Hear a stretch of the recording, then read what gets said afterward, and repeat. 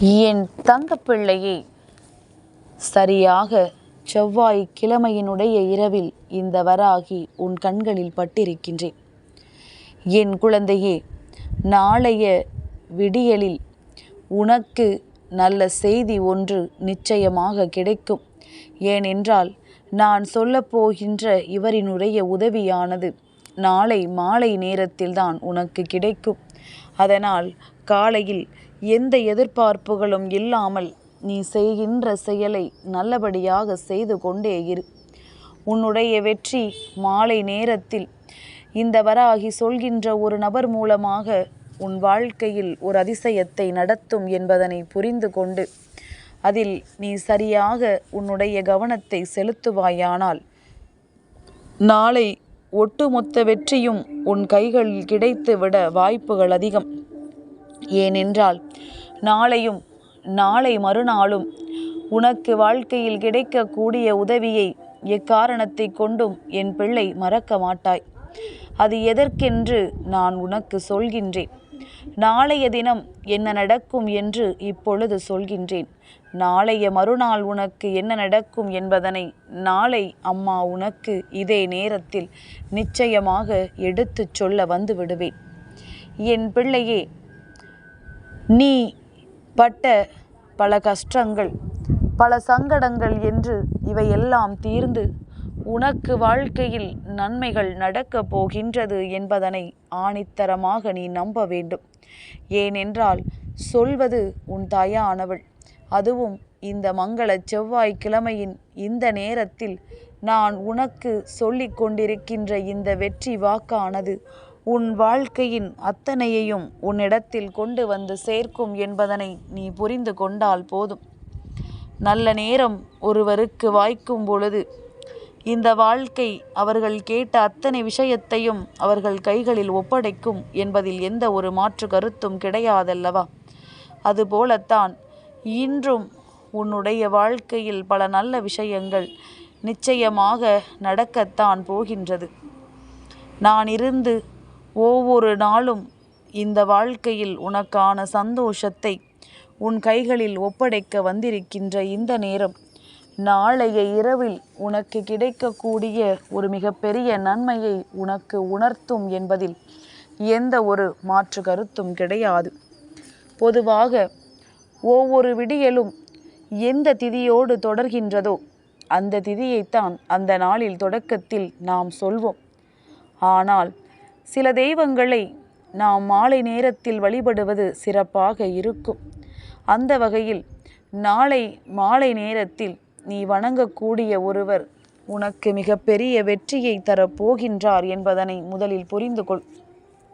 என் பிள்ளையே, நீ நிம்மதி வேண்டும் என்று தேடிக்கொண்டிருக்கின்றாய்.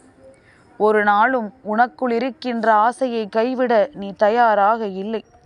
இந்த ஆசையை ஒரு முறை நீ துறந்து பார்த்து விட்டாயானால் நிச்சயமாக நிம்மதி உன் வசமாகும் என்பதனை நீ புரிந்து கொள்வாய். நீ எப்பொழுதுமே ஒருவர் உன்னிடத்தில் வந்து முதலில் மன்னிப்பு கேட்கிறார் என்றால் அவர்கள் தவறு செய்தவர்கள் என்ற அர்த்தம் கிடையாது. நமக்கு அந்த உறவு முக்கியம் என்று அவர்கள் மதிக்கிறார்கள் என்ற அர்த்தம்.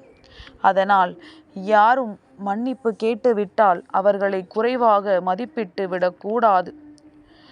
எப்பொழுதுமே உனக்காக இந்த வராகி நான் இருக்கிறேன் என்பது உன் மனதில் நினைவில் இருக்கட்டும். உன்னுடைய வாழ்க்கையின் மாற்றத்தை நான் நிச்சயமாக தருகின்றேன். உன் வாழ்க்கையில் உன்னுடைய மனதை போட்டு குழப்பமடைய செய்யக்கூடிய விஷயங்களை எல்லாம் எண்ணி எண்ணி நீ பயந்து கொண்டிருக்கின்றாய். நான் உன்னோடு இருக்கிறேன், தைரியமாகச் செல். உன் மனதிற்குள் குழப்பமடைகின்ற விஷயத்திலிருந்து உனக்கான தெளிவான பாதையை நோக்கிய பயணத்தை நான் நிச்சயமாக உனக்கு தொடங்க வைக்கின்றேன்.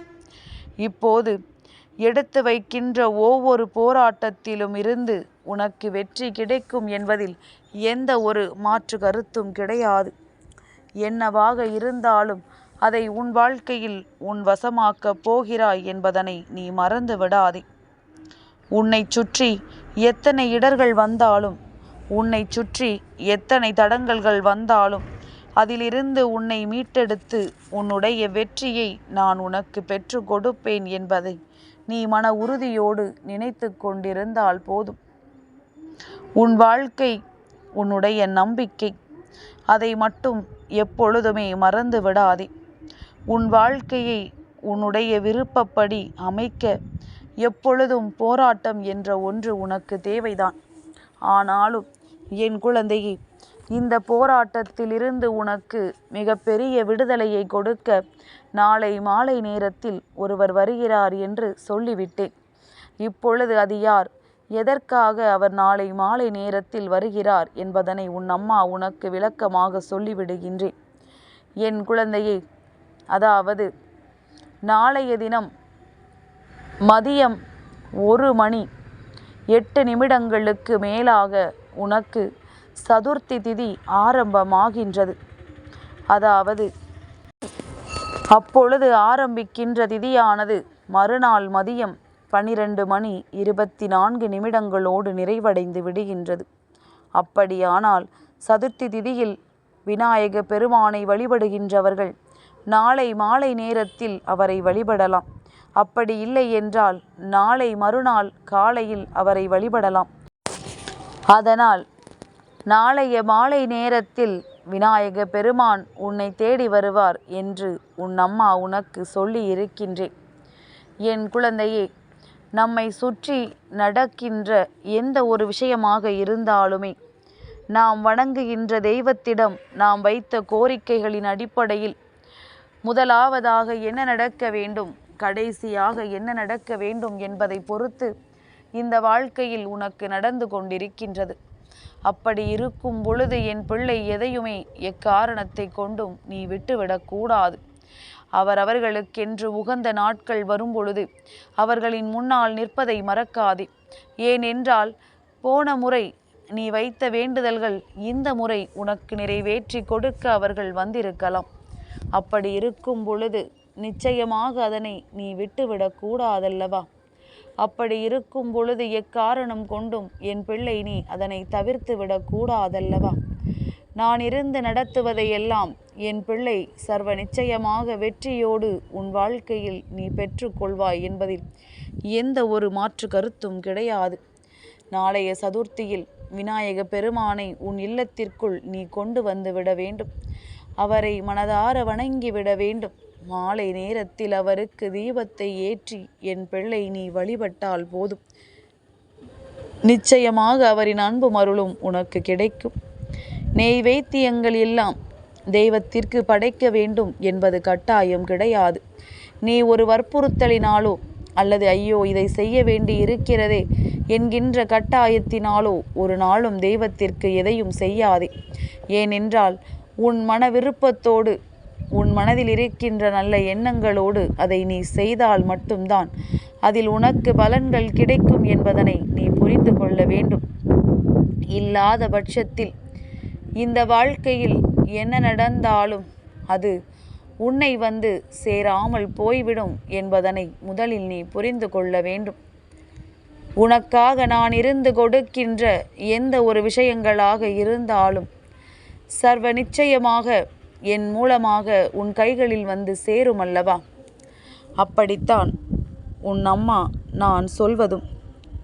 எதுவாக இருந்தாலுமே உன்னுடைய எண்ணத்தில் தெளிவிருந்தால், இதை நாம் பெற வேண்டும் என்கின்ற துணிவிருந்தால் எப்பொழுதும் எந்த ஒரு விஷயங்களும் உன்னை விட்டு விலகிச் செல்லாது என்பதனை நீ புரிந்து கொள்வாய்.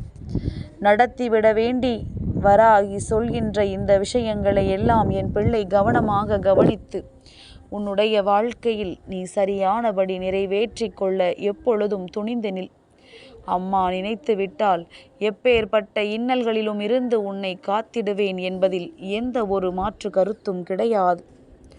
சந்தர்ப்ப சூழ்நிலைகள் உன் வாழ்க்கையை மாற்றி இருக்கலாம். ஆனால் இது அப்படியே இருக்கும் என்று ஒரு நாளும் நினைத்து விடாதே. உன்னுடைய நிலை மாறும் பொழுது இந்த வாழ்க்கை சூழ்நிலைகள் நிச்சயமாக மாறும். இந்த வாழ்க்கையில் உனக்கான நல்ல நேரம் நிச்சயமாக கிடைக்கும். எதிர்பாராத நல்ல விஷயங்கள் எல்லாம் உன்னை சூழ்ந்து வந்து நடக்கும். என்றும் இந்த வராகி உனக்கு துணை இருக்கும் பொழுது அத்தனை தெய்வங்களின் ஆசியையும் நீ நிச்சயமாக பெற்றுக்கொள்வாய் என்பதனை மறந்து விடாதே.